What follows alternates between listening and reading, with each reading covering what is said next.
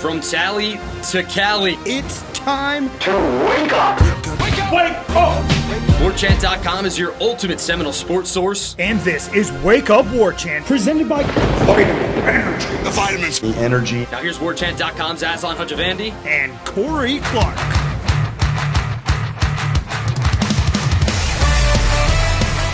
Wake up! It's Wake Up Warchant presented by Vitamin Energy. Coming up on today's show, spring football starts this week. What will the narratives be? What's the outlook for the spring for the next 15 practices? And a successful weekend on the diamond for the softball and baseball teams as they sweep their conference openers. Wake Up Warchant presented by Vitamin Energy, vitaminenergy.com. Shake it, take it. Works faster and longer. Energy with benefits. The world's first and only clinically proven energy shot to not only give you that energy because of the 260 milligrams of all natural caffeine, sometimes a green tea extract if you're getting the extra strength variety, but no sugar, so no sugar crash, and then also to provide you with enhanced focus, better mood, better immune response, better pump in the gym. Monday, National Bench Press Day, especially for everybody coming back from spring break. Don't miss a day, everybody. Get back on. I know you're coming back from Cabo. I know you're coming back from Cozumel. No excuses. Get back in the gym. Maybe check out the Sunstop Bodega there by College Town. They've got Vitamin Energy because they know what's up. VitaminEnergy.com, shake it and take it. Warchant.com, ultimate Seminole sports source. We're ready, Corey. Spring football this week. Woo! How are you, big It dog? arrives in, 3 days? 3 days it starts, yeah. We get to talk with the head coach later today, right? Yeah. 11:30, him and the entire staff following after that. So it's going to be a lot popping off over on warchant.com. Subscribe. You don't want to listen to all 10 interviews that are like 10 minutes long with a whole bunch of side conversation going on in the background. Corey, Ira, the gang, going to distill down all the big headlines that you'll need to know. Check it out over at warchant.com. How was your weekend, Corey? How was it, I guess, the first official wedding that you've attended as a newly married, wedded man yourself? It was a good time. It was a good time, buddy. It was Corner Pocket had its own table. In the midst of it makes you feel young, Aslan. I know we're different ages, but I've never been like one of the old people at the wedding before. Right. This was my first experience with that, where you see all the people in their 20s having fun and cutting up and doing all the fun stuff that we all did in our 20s when we went to weddings. And it just makes you, it fills you with a little joy. You know what I mean? Like, none of these people have any idea what's coming down the track at them. They're just bright-eyed, bushy-tailed, hopeful, and life's coming for all of them. But in that moment, they're all excited and happy. And no, it was a great wedding, and a lot of Noles there, so it was a lot of fun. It was a good wedding. Awesome. Will it be an awesome, excellent spring football season for the Noles? We'll see in due time. What's the biggest headline going into this spring, do you think, Corey? You know, for me, I'm lamenting it over this weekend. I'm going back and thinking of what Matt Lasserre brought back when he was down in Orlando for that coaches clinic a month or so ago now, I think, where, Norvell was in front of all these high school coaches talking about, their program and their principles and all those sorts of things. And he talked about, hey, I didn't like my body language last year. So, I think body language isn't necessarily a physical thing. I think there's some sort of mental reaction that you have that your body then wears and shows these emotions. And I think so much of what made Mike magical in that run from 2022 to what we had to deal with last year was just the way everybody would talk about him. And not so much like he's always got the energy, but he was always the same guy, right? So when that's your hallmark, that's your that's what makes you, that's your secret sauce. And no matter what happens, good times, bad times, I'm going to show up to work. I'm going to be positive. I'm going to be motivated. I'm going to be completely energized to be the best person I can possibly be. I think when you go through a season like he did last year and you're wearing it, and your body language is showing it, I think that rattles people. And obviously, this is a whole new roster practically, so a lot of those people aren't around. This coaching staff, by and large, is new, so they didn't have to deal with it. But there's a part of me that thinks it's going to be if this reset here, with him now being the delegator, the CEO, the overseer of this, if this can let him kind of get his sea legs back to where he can be that laser-focused guy that's going to be the same every single day to provide the kind of stability this program was really riding high on for those 2 seasons. Yeah, I mean, it was a lot of the obviously it wasn't just his body language that won those games. But I will say when it comes to that, And I'm not saying we're making too much, putting too much into it. It's something he has to learn because what makes him him. A lot of people just get excited. It's like we were talking about Max Williams. By the way, had a really nice finale of that series on Saturday. Hit a ball 460 feet. But what makes him him is he gets excitable. He gets emotional. That helps him. Mike Norvell is never going to be the coach that when you do something well, just kind of looks stoically at you. He's going to get fired up, good and bad, right? And I think he just, when they would hit a big touchdown in 2023, he was very, very excited. You saw how he reacted when Shaheem blocked that extra point against. He jumped in Papuchas' arms like he's an excitable guy, but it's the negative energy that you have to curb. You never want him to lose who he is, right? No. What makes him him.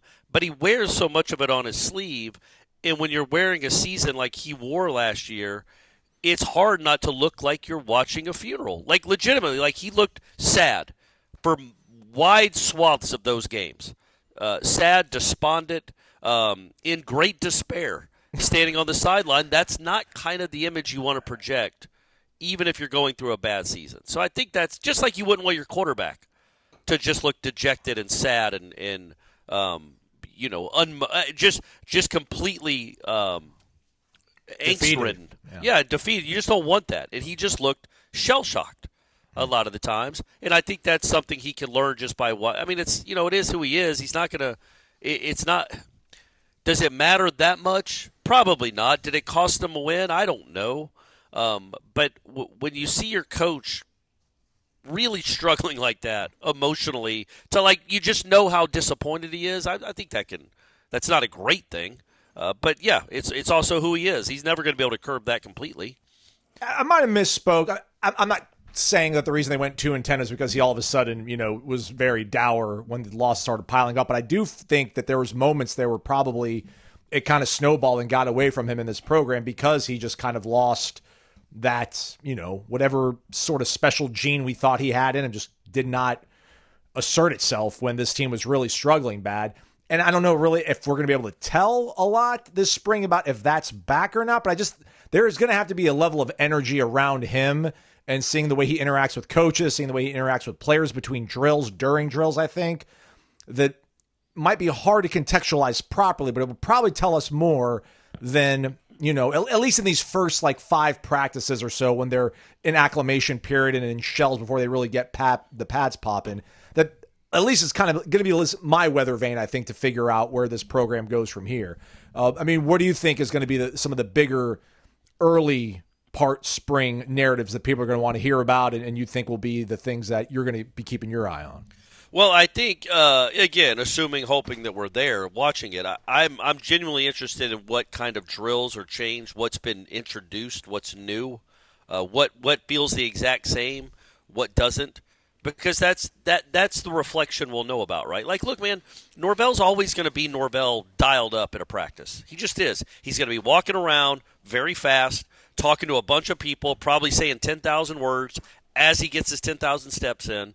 Not always polite, but trying to drive people and motivate people. That's just who he is and what he does. And I think that will maybe even be more so now that he's not in charge of an offense.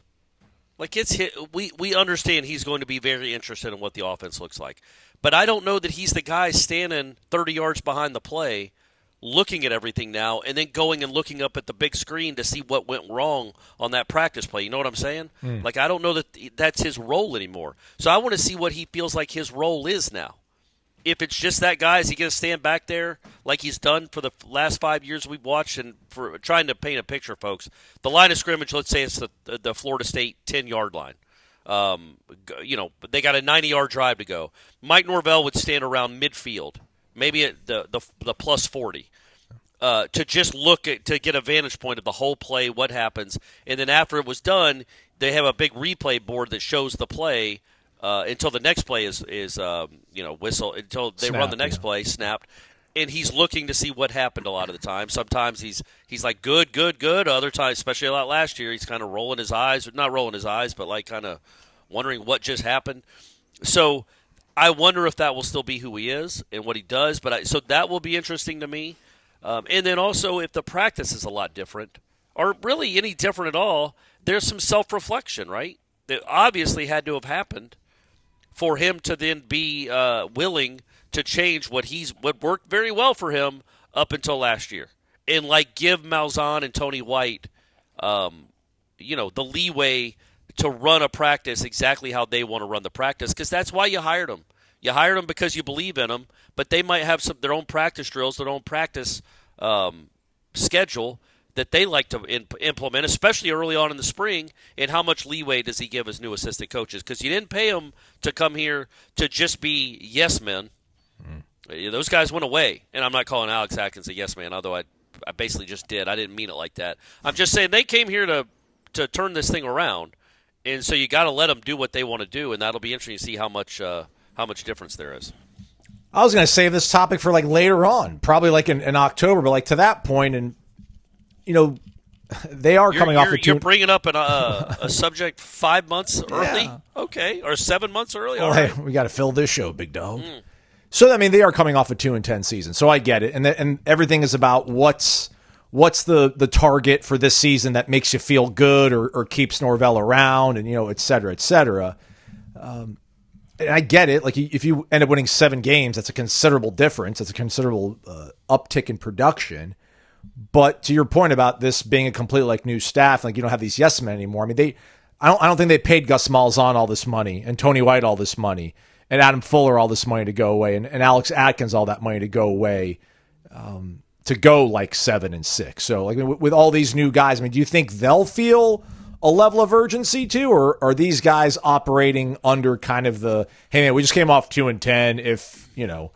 If Gus is shoot man, if we average 24 points a game, I'm a safe. I don't think he's thinking like that necessarily, but that sort of thin line, tough road to navigate to think what really is going to be success. Yeah, I think to answer the question about urgency, I would. I know Malzahn's 60 or close to 60. He probably thinks he has one last chance to be a head coach. To get there, he's going to have to do well at Florida State. And then Tony White absolutely, I'm sure, wants to be a head coach. So even if the urgency isn't, it's only self-involved. It's only urgency in the sense that they're trying to climb a ladder. Well, that still helps. It's not altruistic just for the greater good of Florida State University.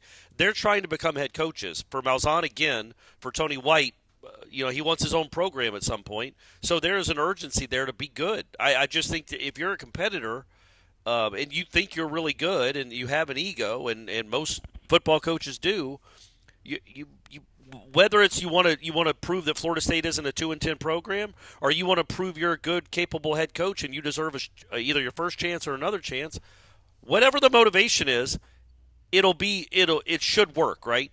Whatever the motivation is for the coaching staff, they're going to put in the long hours and fix this thing. That are going to try to anyway. That's their goal.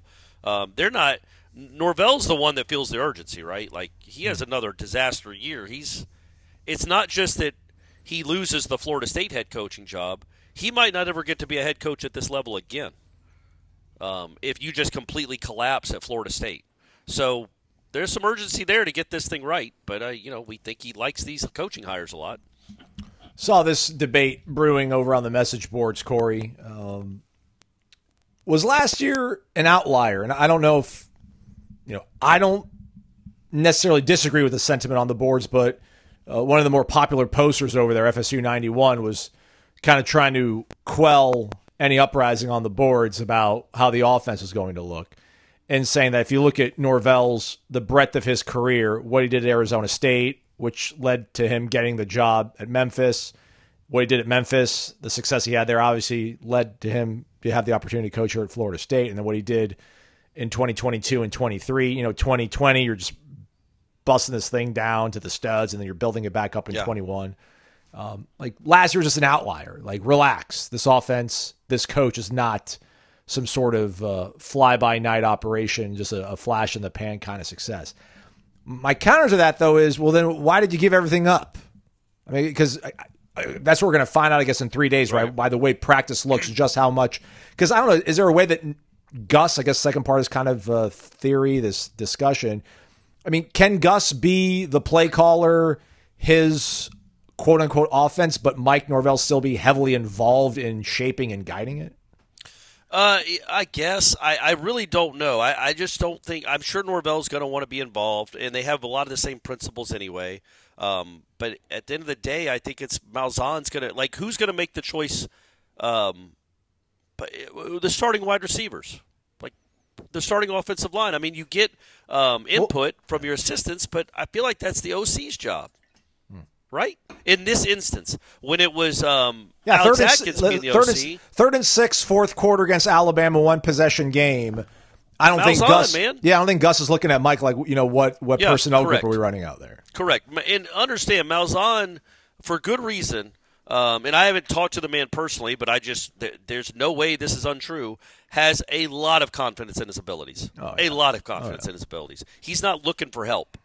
Now, he's not going to tell Norvell no, but he didn't come here to he's not looking for help. He trusts his eyes, he trusts his system, and he'll make that work. I would say when it goes back to the question about the anomaly and take it easy, it's like say like you were married to someone. I don't want to be sexist. So let's say a woman is married to a man that's in really good shape and has been in really good shape for a decade. And it runs 10 miles a week, lifts 3 times a week, looks like just a fit dude. And then for 1 year, he gains 130 pounds. Just eats donuts and lasagna every day for a year. Now, you've known him for 10 years. And 10 of those years, he's been great. But he got into cardio. He got into kickboxing. He got into Muay Thai. What is it? Muay Thai? Muay Thai. Yeah. Muay Thai, some kickboxing. All right. Yeah, he got into all that stuff. And so he's proven he can do it. But then the most recent example was him sitting on a couch eating a whole lasagna every night. Now, you'd have a right to wonder, hey, is this an anomaly? And my Charles is going to come back to me, and he's going to start working out again and be in really good shape? Or is this who he is now? Because I didn't even know Charles had the ability to gain 100 pounds in a year. Like, I didn't even think that was a possibility. So now that he's proven he can do it, even if he does get back into shape and does become a kickboxing champ, I'll always wonder, when's the lasagna phase going to start again? Is that what happened there? How was that even possible? So I think it's absolutely fair because, yeah, this time a year ago, Norvell had never had anything like this. But it was so bad. It was so cataclysmic, and it was so historic that you absolutely have the right to wonder not only what happened, but will it happen again? Because I didn't think the guy that they had, the guy that they were desperate to keep from going to Alabama, there was a possibility he could have a team that bad. I didn't even think that was in the mixed bag of things you could grab. There was no chance that he could put together a 2-10 football team. Well, guess what? He did. So, again, the benefit of the doubt is gone for a long time, just like it would be with Charles if he gained 130 pounds. Tommy Castellanos made it on Pete Nakos of On3's list of the most impactful transfer at every Power 5 school. Do you agree with that? Disagree with that?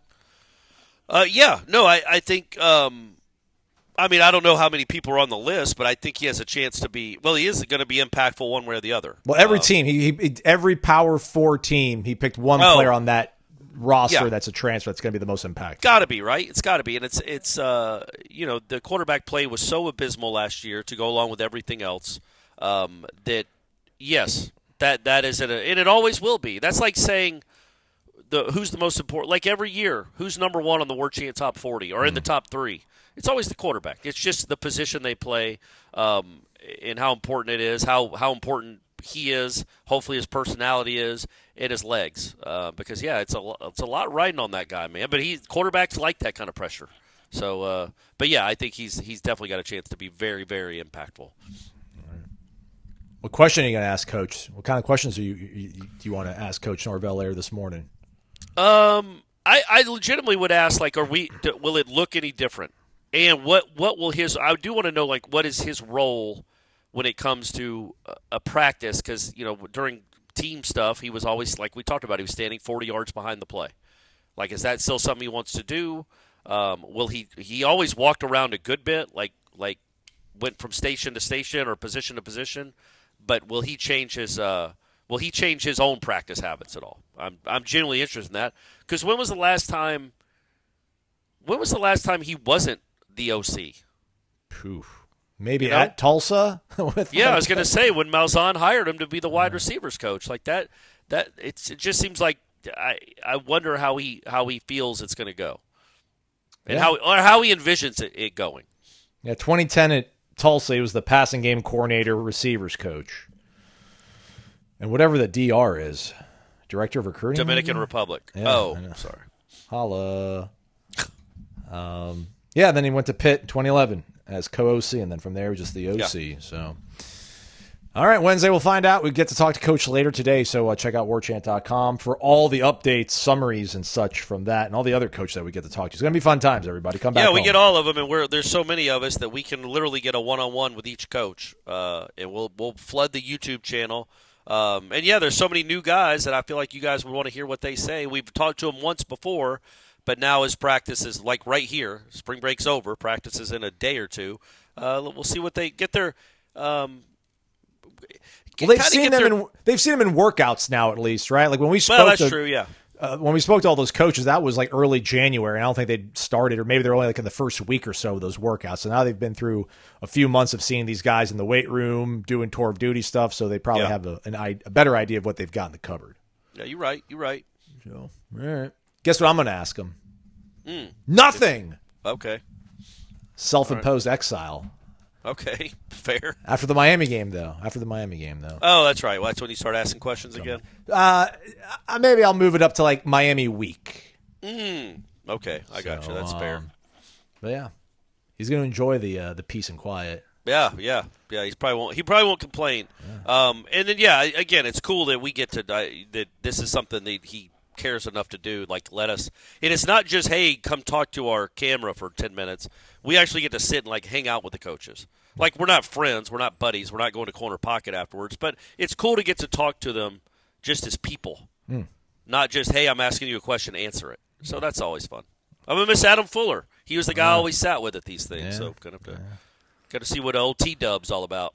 Maybe one year we'll actually do it at Corner Pocket Bar and Grill. But in the meantime, we can just go to Corner Pocket Bar and Grill 7 days a week from 11 a.m. to around 2-ish sometimes, especially on the weekends. I don't know. I've never been there on a Wednesday night.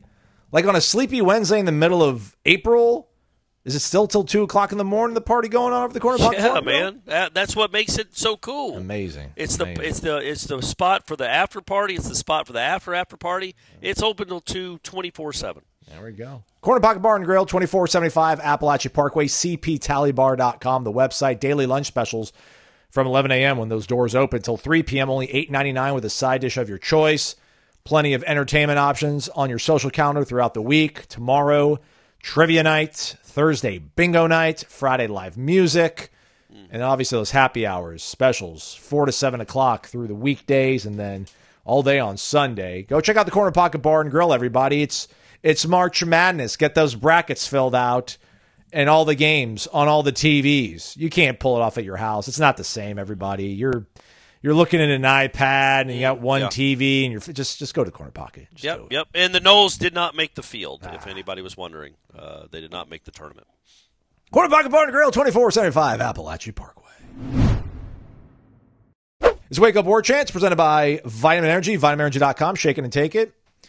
Corey, as you joked earlier about Florida State not making the tournament, was flooded with some emotions on Sunday. I was thinking about the parties they would have, the watch parties to see where they were going to. Yep. And they do it at the Madison Social or whatever. It was really fun. They had the back room rented out and everyone's sitting around Ham and CY during those times. And it's Cabin Gelly sitting shoulder to shoulder with Devin Vassell and Terrence Mann and Trent Forrest and PJ Savoy, sharpshooting PJ Savoy doesn't get enough love. Kumaji, oh my gosh. Yeah. And you're like, man, they had real dudes. Like they had teams that could compete with the elite. Yeah. And I was enjoying Florida State's victory on the diamond this weekend over Boston College. Real good bounce back for the boys after that dismal midweek showing. And then one of our guys out there, our guy Hayes, tweeted at me because my dream, I tweeted, my dream is I want Florida State to make it to Omaha. I want Jamie Arnold, maybe pitch, I don't know, game 1 of the championship series and then come back Wednesday like Madison Bumgarner and just get us 3 more outs in the 9th inning. I just want him to run his mouth the entire time. And everybody's like, yeah, it'd be awesome. And then our guy Hayes is like, Tennessee just beat the living piss out of Florida, and that's who we got to beat to make this happen. And I'm like, yeah, that's right. Yeah. And I love this lineup. I do. I love it. I like that. I shouldn't say love. I like it a lot. I like it a lot. Really like the pitching staff, but it's like, I don't know if they have the level of dudes they had last year that fell short against Tennessee. And I think Tennessee's probably just every as bit talented as they were last year. And it gets me thinking about what the roster looked like in 2022 and 2023. It's like, you just knew. Last year, I think we hoped, right? Like, we hoped they figured it out in the transfer portal for football. Like, are they going to keep this thing rolling around? It's just hard to imagine this spring right now as we sit here, like to think about, you have a team, you have a roster that's going to be one of those 10, 12 best to make it to the playoff and then, compete, win some games, and then see what happens. Will there be anything that can happen in the next 15 practices that would make you think, oh, wow, maybe they have the level of talent they had here not too long ago? I'll be honest with you. That was such a journey. I thought we were pivoting at baseball? first to at first basketball, and then baseball, and then we came on back to football. Only 2.5 minutes. Only 2.5 minutes to land of the plane. Yeah, no, I didn't know where it was going. There's some stuff that would give me hope, but no, there's nothing that's going to convince me. If the question was convince me that they're going to be like 2022 or 2023, no, nothing in the next month will be able to do that for me. Honestly. Did you know in 13, if someone had told you going into 13, the quarterback they have is going to be phenomenal? Yeah, then I would have known. I remember specifically there was a practice, the one practice we got to watch each year, and it was in the IPF because of rain, of course. But it was open to the public, and it was slammed and it was hot. Because imagine the IPF with people standing on the sidelines. And so it was crazy. But there was a play where it was Jernigan and Christian Jones. I was just watching the defense in Telvin Smith. So anyway, so it's Jernigan and Christian Jones. I think Christian Jones was a linebacker, but he at the time that they moved him to defensive end a few games into the season. So they're both rushing the passer, Jernigan and Christian Jones. Telvin Smith comes on a blitz. No, Christian Jones backs up. Telvin Smith comes on a blitz, and then LaMarcus Joyner comes on a blitz from the corner, from the slot position, because he was actually playing down as a safety. And I remember seeing all that happen in the span of 3 seconds. Jernigan moving guys out of the way, Telvin Smith and LaMarcus Joyner's blinding speed, Christian Jones just frame and body type. And I told Ira, I'm like, man, they're going to be a problem. Like, this team has a chance to be a problem. And that was before we had any idea. Like, we knew Jameis, we knew Jameis was talented. We had no idea he was going to be a Heisman winner. Yeah. But if you had told me at that moment, hey, by the way, as good as you think this defense is going to be, the quarterback's going to be the best player in the country, I'll be like, yeah, they're winning a national championship. Now, it wasn't easy there that last game, but yes, 2013, I had a very good idea with just the immense amount of talent really they had on the defense. Didn't have any idea that Kelvin was going to turn into that. But and Rashad really was coming off a not fabulous sophomore year. But, yes, just knowing that the defense was going to be that I would have felt very comfortable, confident they were going to have a shot. Yeah, because I don't know if I'm talking to myself as much when I bring that kind of stuff up because, like, it was apparent going into 2023. Like, in August, I mean, even – April, you felt good about it. You're like, yeah, they can probably compete and win this conference. But why? Why do you think? Because I think it's two things. Obviously, the quarterback. Yes. You felt incredibly confident in the quarterback. The way he ended that season, essentially winning the game for you against Florida with his legs and then beating Oklahoma with his arm and his mind and all that. Like, you had him coming back, and you had some special. Yes. That you knew just other guys, the other team. When you saw Keon Coleman in practice, you're like, yeah. And you knew what he had done at Michigan State already. You're like, yeah, this guy is just different. Teams don't have an answer for that. That's a matchup problem. And same thing with Verse. We didn't know Fisk was going to end up being Fisk, but when you have a really good quarterback to go along with special at premium positions, that's when you start to think. That's when you get confidence. Okay, I wasn't here saying they were going to go undefeated, but I knew they should win 10 games in spring of 23. Yeah, that's what I'm saying. Before they didn't have Keon Keon. Yeah, they didn't have Keon yet. Felt good about it. But then, once August rolled around, and then, listen, we did not see Fisk, but I just, looking at his PFF numbers, realizing Notre Dame wanted him badly, and Marcus Freeman. Watching him race Norvell, legitimately. I know that's stupid, but when you see somebody that big and that fast, moving that fast, it is ridiculous. And so that gave me hope that that's not normal. Yeah. That he's racing the head coach, who was a Division I or at least a college wide receiver, and either beating him or coming close to beating him, even though he's 100 pounds heavier. That was very enlightening. Yeah. But between that, them going after Fentrell Cypress, that felt like a real luxury. It was like they're fine at cornerback, I think. I don't think they need to go get the second best overall player in the portal that happens to be a cornerback, but they go and get him. Obviously, Jaheim, and just the level of momentum and excitement around the program that seemed like, okay, they're not messing around. This doesn't feel like, all right, the door was left ajar in 2022. Let's just continue on our trajectory. It was like, we're going for it right now. That level of that, and then seeing the way they competed, and to your point, Jared Verse had no business coming back prior to Florida State. It was probably going to be a first-round pick coming out in 2022. It all worked out, thankfully.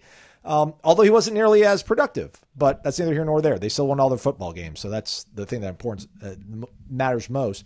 But between that and seeing what the baseball team looked like last year, and looking at what they looked like when they were rolling with Trent and Scotty Barnes and Patrick Williams and all these guys, it's like,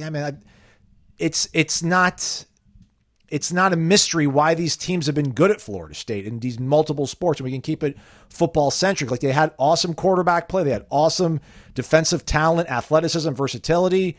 I don't know if they have any of that right now, and I don't know if we're going to find out in the next 15 practices. And then I tell myself at the same time, realize that that's what you need. You need to look like that. You need all that special to win a national championship. They probably don't have it, but at the same time, if they don't win 10 games, I'm probably going to be calling for the guy's job. So I'm trying to figure out how I square all that up in my crazy little small brain of mine. Because the standard is a standard, but you're coming off 2-10 and you got a whole new roster and a whole new coaching staff. Yeah, and you don't have a Jared Verse or Keon Coleman that we know of yet. That you feel comfortable in. And so, look, man, I certainly am not of the opinion that if he loses 3 games that he's not going to come back or that he deserves to lose his job. But they that was hyperbolic on my part. I know, but they went and got him a coaching staff, and they went and got him better players in the portal, in my opinion, guys that have done it. Again, the biggest mistake they made, I thought, was going and getting projects in the portal, not ready-made players. Yes. Not enough of them, anyway. Cypress didn't end up being incredible, but he was good. He was a starting corner for 2 years, and a pretty good one. Jaheim Bell, wasn't the best tight end in the country, but was the best tight end available in that portal class. Yeah. I feel like, anyway. And he was a good addition. Keon was a great addition. But even if you didn't, none of these guys are Keons. Even if Tommy Castellanos isn't a Keon, if he's not a great addition, I feel like most of them will be good additions. And it's okay to be good. Yeah. It's okay to be good this year. It's not okay to just settle for this every year. And it's not okay to always have to go get your whole starting lineup from other schools. Because when you look at the great programs, most of them that aren't fly-by-night, aren't one-hit wonders or one-year wonders, they're building from within, and it's you need to start doing that too. And I think that was their biggest miscalculation, and we've said it. I don't need to relitigate it. They thought the guys they had built from within going into last year were way better than they ended up being. The offensive line was a wreck, and they thought it was going to be great. There was all these misevaluations, so get better on that front. But yeah, it's okay to go into this season. Go ahead and have high expectations. Want them to go win a national championship. But there's no real proof. Castellanos has never been a great quarterback. He's been pretty good. The kid from the defensive end from Nebraska that we think has a chance to be maybe ends up being the biggest steal of anybody they bring in. James Williams. Well, he's never proven he's great. He's had good moments. In spurts, he's pretty good. Yeah, in spurts. Yeah, he's been pretty good. He's been good in his role. That kind of goes for all these guys. So that, to me, is the difference. As opposed to 2 years ago, where Braden Fisk, although it was at a lower level, had proven to be great. Obviously, Verse had proven to be great, again, at a lower level. Keon Coleman had proven to be great. Jordan Travis had proven to be great for you. But you had all these guys that you knew were legitimate big-time players. I don't know that these guys are big-time, but they're not small-time either. No. They're somewhere in the middle, which is why that record will probably fall somewhere in the middle between 2-10 and 13-0. There you go, folks. If you're wanting to know how to bet on the Noles this year, just know that their win total will be between 2 and 13. There we go. Is that fair? That's a good – well, I guess 2 and 12. We only do regular season here, so it's going to be between 2 and 12. So bet accordingly. Yeah, and we've mentioned it too, I guess, right, that when you commit to a 2-10 program, you're walking into a much different situation, so you're probably coming in with a much different mindset. And again, like when you're giving up, when you're postponing, you're delaying your dreams to like make this your true living, your occupation, like the generational life-changing wealth that you get as an NFL draft pick in the first round when you're a guy like Jared Verse. And I don't know what Jordan probably could have commanded something out there if he wanted to get in the portal. I mean, come on. Yeah, you for know? Sure. So like those guys decided to all come back for this one thing. So, I mean, there was that level of, you know, everyone pulling the rope in the same direction. Feel not maybe to that level of, you know, we've bled and we've sweat together for the last or however many seasons together. They don't have that this year, but again, when you're agreeing to walk into this with all the uncertainty around this, because there is a lot of uncertainty, man. Like, listen, it's, you know, Gus Malzahn is just an OC. You know, Tony White in this, I shouldn't say really Tony White in this conference. He was at Syracuse before, but there's enough to make you take some pause. And there's a lot of money out there, and that Florida State was very aggressive in the NIL space, if you will. But there's a lot of other schools that probably were just on the same level, if not even more, and they decided to come to Florida State. So hopefully that's some of the leadership that you want, and the guys have the right priorities, if you will. What's crazy is if they would have just gotten Castellano, last year instead of DJ. I mean, they win 5 games, I think. I'm comfortable saying that. Yeah. I just am. And again, that's acting like DJ's to blame. No, their running game would have been at least mediocre. And if you have a mediocre running game, you're beating Duke. He beats Duke for sure. I think there's a pretty good chance he beats Georgia Tech, and then one other one in there. But you know, not again. It wasn't DJ's fault. We saw what happened when he wasn't playing. Does he drop that dime to Ja'Kai though against Cal that DJ did? Hey Corey? man, maybe they don't. Maybe they're already up 21-9 when that happens. They don't need it. I'm just saying the dynamic ability he would have given with his legs is just that's something that can't be overlooked. And it was something that team, in hindsight, they desperately needed a mobile quarterback that could play. Croman Hawk is mobile enough, but he just was not ready. Brock Glenn, jury's still out. He's not Tommy Castellanos, at least not right now. So they needed a mobile guy that could play, and just in hindsight, at least it wouldn't have been a disaster, I don't think, with Tommy Castellanos. I think they win 5 games. They might have been sniffing a bowl, Aslan, if you can imagine. Brock Glenn still here in May? Yeah. Oh, I thought you were asking right now. I know he is. Yeah, I think so, man. I think so. I hope so. Yeah, because right now he has no illusions, right? He knows he's the backup, so what would change in May? Like, you're still the backup. Unless Trevor Jackson, it's apparent that they like Trevor Jackson more than him. And you can tell, players can tell when a coach is like, oh, good job. Just the way they're talking to Trevor and really taking their time with him, you can tell. And if Trevor or the new kid, the true freshman. Kevin Sperry. Yeah, if he plays at a level that's pretty impressive, Brock Glenn might see the writing on the wall, but I hope he stays, man. They could use that kind of experience as a backup. All right, before we get to baseball, I want to make sure we mention this before we move forward. I don't know how this all works out, though. I guess there's a difference between being an amateur golfer and a college golfer. But the women's golfers, man, they're tearing it up, huh? Lottie Wood is the number 1 golfer in the world, world amateur golf ranking, and then Maribel Ting, the number 1 college golfer. So they're going down this weekend. Not this year. They're not going down. They're going to hopefully win that. But they'll be the Florida State matchup at the Seminole Legacy Golf Club, March 21st to the 23rd, everybody. So let's get it done. Let's keep this thing rolling. I think they've said that Mirabelle was number 3 in the world, and Lottie's been number 1 in the world. Amateur, not just college golfer. So, I'm sure it's a ranking system for how many points you have. Like, I don't know right now where Luke Clanton would rank as a college golfer, but I know he's ranks pretty high as an amateur. So I don't know how they do those points with golf and everything. But, yeah, man, it's crazy. They really have – you could argue the three best college golfers in the country are at Florida State. 2 women and then Luke Clanton on the men's team. So, yeah, hopefully one or both of those teams are going to bring it all home this year, Aslan. Luke Clanton, the number 1 amateur golfer in the world. But what about college golfer? Yeah, that one I don't know. I don't know. But, yeah, so you have the number 1 men's and I think it's been that way for a minute now. And then Mirabel's sitting there as the 3rd best amateur golfer in the world. That's crazy. So, yeah, they need to go take care of business. He's number 5 on some website called Clipped. Well, that sounds official. Well, no, Say no more. It says in partnership with Taylor May. There's a guy from UNC that's number 1. Arizona State guy is number 2. Yeah, he's number 5.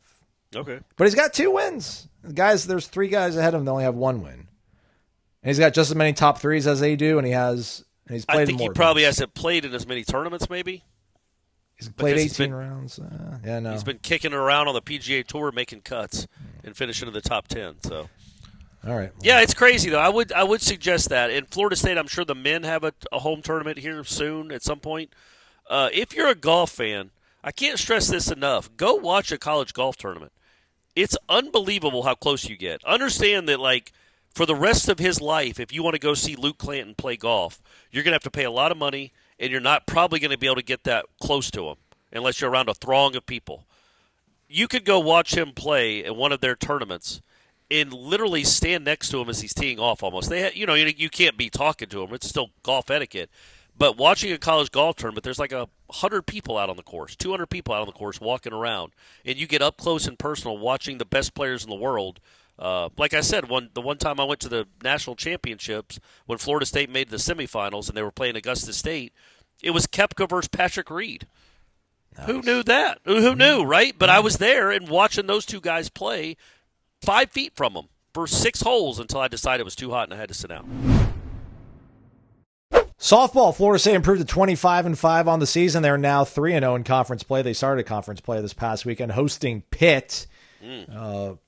8-3 win on Friday. Then they played a doubleheader on Saturday because of that potential dangerous weather that was going to be coming through Sunday, which thankfully did not hit us, but I know it hit South Mississippi in a really bad way. So if there's anybody in that neck of the woods that listens to us, man, send the good vibes. Hope everything gets back on the up and up sooner than later.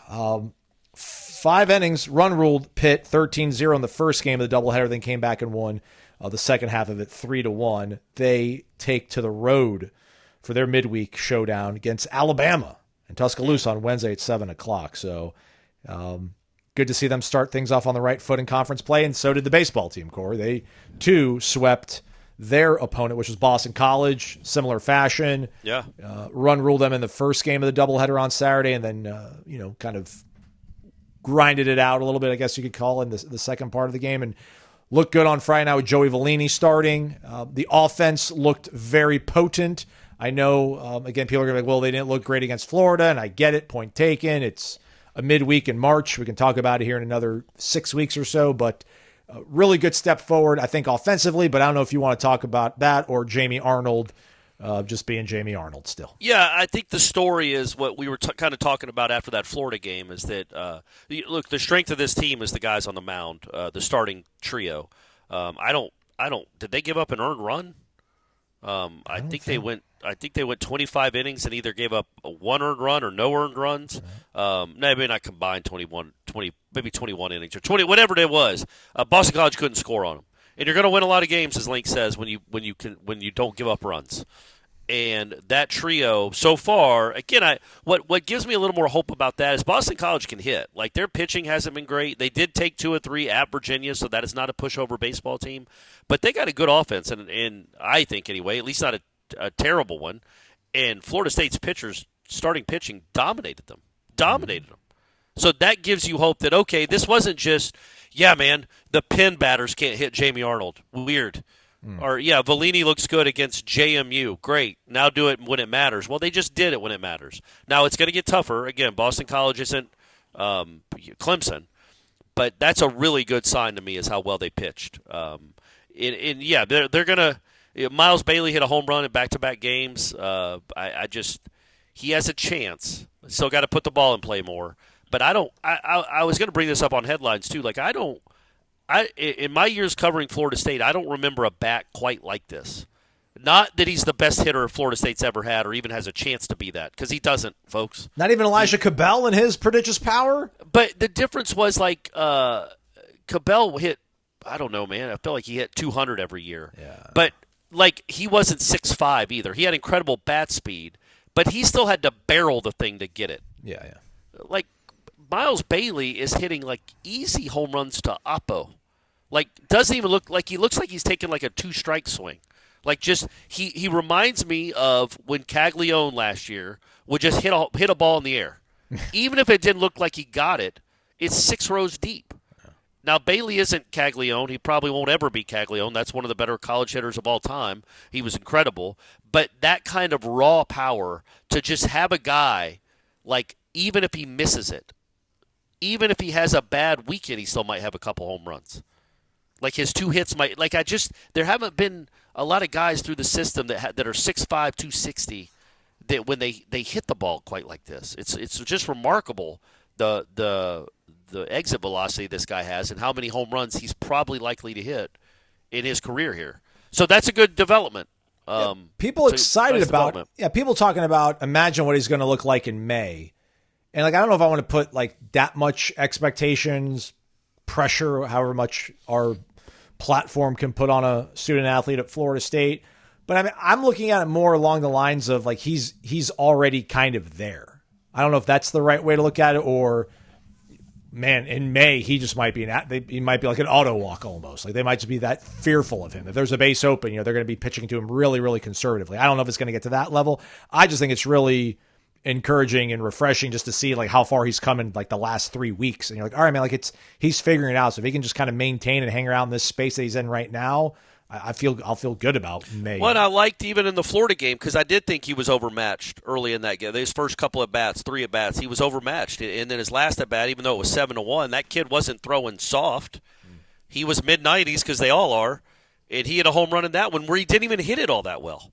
That's what I'm talking about, man. Like, he is a guy that is so powerful that it can go as high as it goes far, and it'll still be a home run worth 2 or 3 runs. He hit one over the bullpen on, I think it was Saturday, it might have been Friday, where it's just like easy oppo power, man. That's just not normal, and that's the kind of stuff that changes games. That's a straight-up impact bat. Again, I'd like to see him a little more consistently putting the ball in play, but that's to be expected. I don't think they hate the strikeouts. If he's delivering some 2-strike bombs, like he's not just trying to he doesn't have really like a contact swing. And he's seeing stuff he's never seen before. But that adjustment he made, even in the Florida game, to velocity was good to see. And he took some really healthy hacks this weekend too, man. Like he definitely feels more and more comfortable. And he's going to go through a rut. He's going to go through a stretch where he's not hitting well. You got to be able to battle your way out of that, and that's why I think what you were saying was so important, because he didn't start off the season well. I don't think he hit his first home run until like game 10, 8, something like that, and now he's got 6 in the next 10 or 9 or 10. But I feel like the fact that he was able to kind of fight out of a tough start, and then become what he's become these last couple weeks. That's just a really positive sign, man. That's a really, really positive sign. But, yeah, I just looked up their pitching. 17 2/3, right? Yeah, but not just that, man. So Joey Vellini, out of the 3 starters, has the highest ERA of the 3 starters so far. Through each of them he has 5 starts. So does Mendez. Arnold has 4. So his ERA is .92. Oh, no, I'm sorry. Yeah, it's .92. He's given up 3 earned runs in 29.1 innings with 43 strikeouts and 6 walks. Mendez has a .66 ERA. He's got 43 strikeouts and 3 walks. Jamie Arnold, 0.87. He's got 32 strikeouts and 4 walks. I mean, they went 17 2/3, and they didn't allow 1 earned run this past week. And they're not walking guys. They're throwing strikes. They're pitching, man. Yeah. They're pitching. So that's when somebody tells you that, Tennessee's going to do this and Tennessee's going to do that. Absolutely, Tennessee's loaded again. I'm sure they're the favorite to win it again. But baseball's a funny sport, man, and you're not always. Again, Florida State, even with that pitching staff, even with Arnold not giving them a good start last year against Tennessee, they were a check swing away from beating them. You know, that having to tape together a bullpen and get those final 14 outs or whatever they had to get out of that game, even with their ace not pitching like an ace, they still were there to get it. Now that was because the offense was really good, but man, I'm very, very bullish on the pitching. Nice. The offense, I still don't quite know what to make of it yet. But again, they're 18-1. They just swept an ACC series. They've swept every series they've had. Their one loss was a disappointment to Florida in a midweek game, but with their pitcher got hurt. Any update on him, by the way? Do we know? No, but we'll speak to Link on Thursday, but we'll probably also get him after the game against Mercer on Tuesday. We'll obviously see who they're going to throw in the midweek, which was usually his role. So I'm sure after that we'll be able to kind of ask him about, if he foresees Evan Kress coming back to that role at any point this season, which I'm not bracing for. But yeah, we'll speak to him after the game Tuesday and see what's going on. But yeah, we didn't ask him about it this past weekend. We were just savoring all these dubs they had. What about Drew Farrow, man? Drew Farrow, like the Rodney Dangerfield of this team.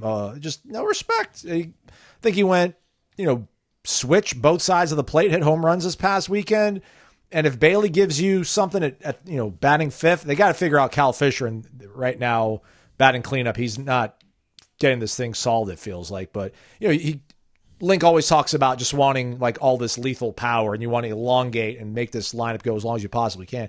I'm like, Farrow's batting sixth in this lineup right now, and he's got some pop. So yeah, I think they might end up switching that. Link's not afraid to tinker with it, because what Link always wants, and it makes sense, he wants left, right, left. So he wants to split up Max Williams and Miles Bailey. So he wants a right-handed hitter in there. So if they bring in a lefty to pitch to those guys, they have to pitch to a righty. A left-hander will have to pitch to a righty. Well, Farrow can give you that because he can be in the middle of those two guys because he's a switch hitter. But yeah, and Fisher's walking. He doesn't have a ton of power. He's hitting 305, but he's got 15 walks. I think he's got it looks like the third highest OBP on the team. So he's still doing some things. He's also playing good defense. That's true. They all are, which is helpful too. But yeah, Farrow, man, that was a really good weekend for him. He had been struggling a little bit like a week before. I think the home run against Florida seemed to get him going. I think he hit 4 home runs in the week, including one against Florida to give him to tie the game or to give him an early lead, whatever that was. But yeah, man, he's a good player. Him and Lodis and Harrelson.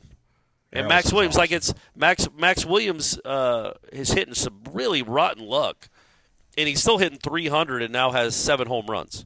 So he's, him and Farrow are tied for the team lead with 7, and then Miles Bailey's right there with 6. So if you project that out, I mean, yeah, you're not going to hit the home runs you had last year, but they're on pace. I don't know, man. They're on pace to hit 96 home runs as a team through the regular season. That'll play, and they're on pace to give up 33. That'll definitely play. Again, they're on base percent. Their slugging percentage right now. I know this is boring, folks. I'm sorry, but it's a big deal in baseball when you're slugging 560, which is what Florida State is. That's a great slugging percentage, and your opponent is slugging 293. That means it's a lot of singles and doubles, not a lot of power being done by the opponent's bat. Meanwhile, you're doing a lot of damage with your bat. So it's a good recipe so far. Got to figure out the bullpen still. There's plenty of weapons to choose from down there, and the lineup will figure itself out, the order and everything. But you like the makeup of it, especially we didn't talk about him much, but Harrelson at the top has just been really, really good for them. Yeah, he had some, I think, double-digit game hit streak, but didn't get a hit in the second part of the doubleheader on Sunday. So, but because he sucks. I know. Good job, Gage. But, to your point, Joe, just. I mean, I think he's from Warner Robins. I think he's from somewhere in Georgia. He was out in Texas Tech, so glad he's closer to home. And yeah, he's like prototypical leadoff guy. Like he's the kind of guy you want. And Lodis has been great. Max Williams, maybe this is the start of him kind of getting out of this little early season rut. But I'm not worried about Max Williams. So Carnes, who was the more of the ballyhooed freshman, had a really impressive double off the screen and right on Friday night, I think. That's just he's the one guy that got screwed by that short porch and right with the screen, because that would have been out of any park in America. It just hit too high on the screen, but it was a laser line drive to right center. That kid has some real power too, and he's starting to look more and more comfortable with his at bats. So don't know about Gibson. Don't know what they're going to do in left because he didn't look great. Didn't the last 2 games he played. But Carnes and Bailey, that's a really potentially dynamic young duo for you, right-handed, left-handed, for a good long while. They're impressive. DeLon Malier looked good on Friday night, I think, when he came in a pinch-hitting situation. But I don't think he really was able to turn anything on this past weekend. But there's something there, I think, with him. So him and BJ, and hopefully Chase Williams at some point gets right. I think when we spoke to Link on Thursday during his press conference, said that he's trending in a good direction, but he's still not there yet. But at some point, hopefully he's able to get back, and that kind of changes the dynamic. Amen, partner. Amen. Who they got? What's their schedule this week? Miami. This weekend. Oh, that's at Miami. Yeah, they got Mercer at home this weekend. Tuesday. No, they got Mercer on Tuesday. Okay, yeah. All right, gotcha. I think it's at home. I should double check that. Sometimes and shout out to the women. Again, I'm going to keep bringing this up, but they're pitching well. Ashton Danley has a 1.47 ERA. She's so much better than she was last year. Nice. Julia Apsel, I think is her name. All three of those, and Jazzy Francic and Weidra all have ERAs under 2. And they pitched a lot, all of them. So the pitching looks good. Not great, but good. And then the offense is just ridiculous. And your top 3 hitters, who are 3 of the top hitters in the country, Kennedy Harp's hitting .489 still. Keep in mind, they played 30 games. She's hitting .489. She has 6 doubles, 7 home runs, and 9 triples. She has 9 triples halfway through the season. She leads the country. She's also slugging .989. I mean, she's having one of the great seasons, half seasons, in Florida State history. This is nuts. This isn't normal to have 7 homers and 9 triples. But yeah, and then Issa Torres is hitting .433 with 6 home runs. And then our girl Beecham starting to look like Beecham again, my man. Nice. She's up to 9 home runs. She's hitting cool .402. It's cool when you had what I thought was kind of a disappointing start to the season relative to my expectations, and you're hitting .402 with 9 home runs. That's pretty good. She is a great hitter. But what's coolest about all of it, they're literally 3 of the best players in the country, 3 of the best hitters in the country. Torres and Harp are incredible defensively. You're talking about one of the best trios in the country for any team, and they're all sophomores. So they should be doing this for a while. I think the SEC is going to be hanging out for a while in the month of March, big dog. How many teams they get in? 14. They did get, so Texas got in. It has to be. I mean, I see the graph. I've got the bracket in front of me, but it's like the very small bracketor. You can't. What about our Tar Heels? I don't know. It says 4 ACC teams got in. I don't have the list of the teams, so it's got to be obviously Duke, Louisville, Clemson. Clemson is Clemson was. And so North Carolina, I would guess. Seed. They're playing. They're 11. They'll play San Diego State. They're a play-in game? Yeah. Oh, Carolina. Awesome. There you go. Going to Dayton. Nice. Where's Texas on this bracket? I can't see it. But all I know is, they're also 11 seed play-in game. Texas plays Xavier. Oh, okay. Well, that's fair. That's fair. To get number 6 Illinois. So the Gators are number 1 seed, and they look scary. They're unbelievable. Good night, man. What in the world? I hope they get bounced the first weekend. That guard was like at Iona with Rick Pitino. So it's like that's my thing. Like, Luke, find some of these guys. There's so many. There's ballers everywhere. Just find a couple of these guys. Yeah. But so they've got Norfolk State, and I know it hasn't been the run to a three-peat that they thought in stores. Oh, they got UConn as the next game? UConn, Oklahoma winner gets Florida. Okay. Come on, Dan Hurley. Come on, Dan Hurley. If you're as good as you say you are, take them out. Take them out and talk all the noise you want afterwards, my man. Yeah. Dennis Gates and CY and Missouri, they're a 6 seed taking on Drake. Okay, all right. And the Johnnies, I feel like I'm going to lose a lot of money on the Johnnies. It's hard not to fall in love with the Johnnies. Rick Pitino, they're a 2 seed. Yeah. Well, he's so lovable. I mean, he's not that, but it's incredible, man. It's crazy. He took Providence to the Final Four in the 80s. Oh, he's unbelievable. He is an unbelievable basketball coach. What he did at Kentucky, he gets a lot of grief for the Celtics, but that's it. Louisville, I mean, it's incredible how good he is, even at this age, is remarkable. But, and also the fact that they used to be awesome. St. John's, when I was a kid, they were awesome. Chris Mullen, Mark Jackson, they were in the Final Four one year. They were like, that was the basketball mecca, man. Felipe Lopez. Yeah, on the cover of Sports Illustrated. And they've been horrible, or let's just say irrelevant for so long. And now they're a 2 seed in the tournament. That's really cool. Clemson taking on McNeese, Will Wade. Come and get some, Will Wade. Yeah, so you don't want any of that smoke. I don't know. Maybe Corey and I we'll pick our bracket tomorrow. We'll just go game by game. Oh, my gosh. Wouldn't that be fun? Remember when we used to be able to do that? Yeah. Florida State bracket. I don't even. Well, not only that, I used to know who was on the teams. Yeah, that's true. I was listening to the Michigan-Wisconsin game on the way home from the wedding, just the last 3 minutes. That took 30 minutes, of course. Didn't know who was on whose team. I don't know the players. He's like, Golden gets a rebound or so-and-so hits a shot. I'm like, okay, who took the lead? Yeah. I don't know who that is. So that was I just don't know the players or teams anymore, except the ACC. All right. Well, there's four teams in the tournament, so there we go. Big 12, Big East with more than the mighty ACC. Yeah. With only 4. It's coming, though. Luke's gonna have him back on top soon enough. All right. Check out warchant.com. Around like 11:30ish for live updates from Mike Norvell's press conference, his spring luncheon, and then around noon we'll be getting every assistant coach, I think. So videos to follow over on Warchant TV if you don't feel like paying money to subscribe and getting all the good information and hanging out with Florida State fans and conversing on the message boards and getting a discount to Garnet and Gold and getting all the premium recruiting board information. If you don't feel like that's part of what you want to be as a Florida State fan, that's fine. You can go to Warchant TV on YouTube and listen to a 13-minute interview with a tight ends coach and figure out what I just listened to for the last 13 minutes. That's your choice. It's fine. Appreciate it. Hit the thumbs up on the way out. 5-star rating and review as well. He's Corey Maslon. Thanks for listening to Wake Up Warchant, presented by Vitamin Energy.